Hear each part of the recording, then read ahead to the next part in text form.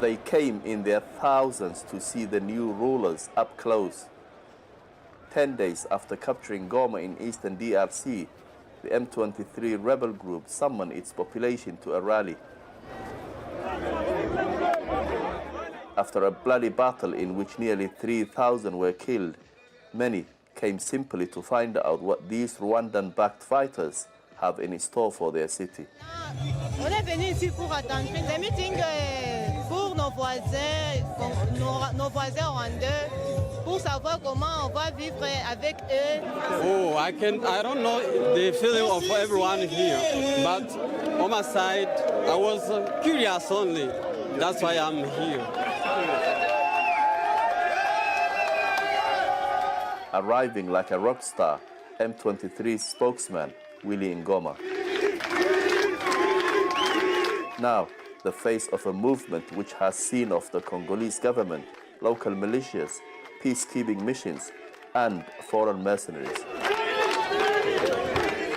M23's opponents say they are simply an arm of the Rwandan army, here to plunder the region's mineral wealth. The group's president, though, Corneille Nangaa, was keen to present them as Congolese freedom fighters capable of ruling the whole of this vast country. Watoto wa Goma, munataka tuishi hapa?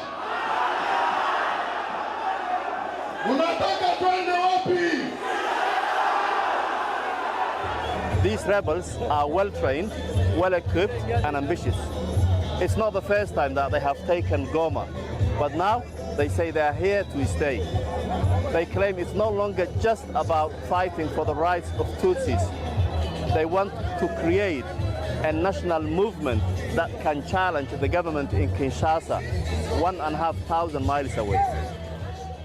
Also watching on, Congolese soldiers and local police who surrendered to M23 last week. Repairing divisions and integrating men like this into their movement will be one of the challenges that the rebels now face. For Goma's residents, M23's victory has created a sense of stability for now. But while shops and markets reopen, signs of the violence are hard to escape. Witnesses told us this man was shot dead by M23 fighters after resisting arrest. His body was left on the street for all to see, a deliberate signal to anyone thinking of challenging the new regime. Many of the victims, both soldiers and those caught in the crossfire, are being buried in mass graves. Aid workers are doing all they can to provide the dead with dignity, but the conflict has resulted in death on a huge scale. The UN has reported that more than 100 female prisoners were raped and burnt alive when inmates at this jail broke free in the midst of the fighting. We have not been able to verify the reports.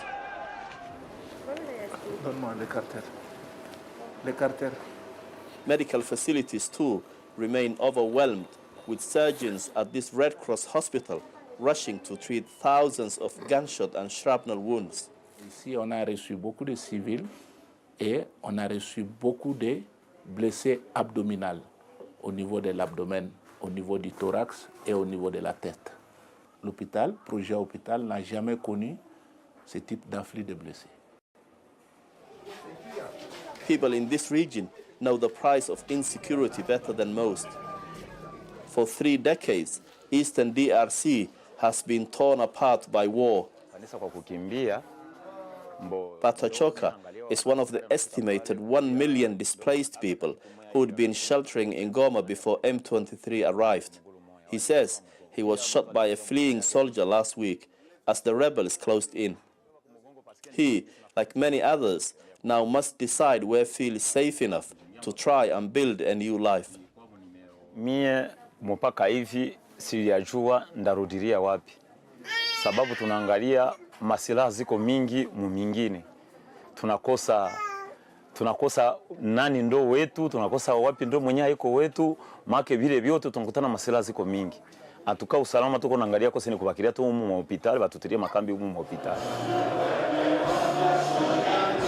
As M23 consolidates power here in Goma, their soldiers are continuing to push south. They are now thought to occupy territory twice the size of Rwanda, the country that's helping them to sweep aside their enemies. While they are firmly in control for now, history has shown that fortunes can change quickly in this part of the world.